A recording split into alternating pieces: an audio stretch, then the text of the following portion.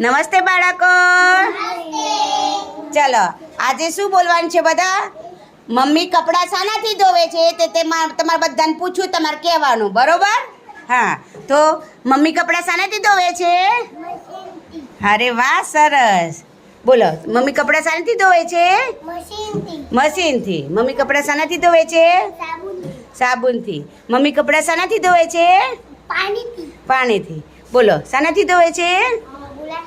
બ્રશથી. સરસ. મમ્મી કપડાં શાનાથી ધોવે છે? મશીનથી. સરસ.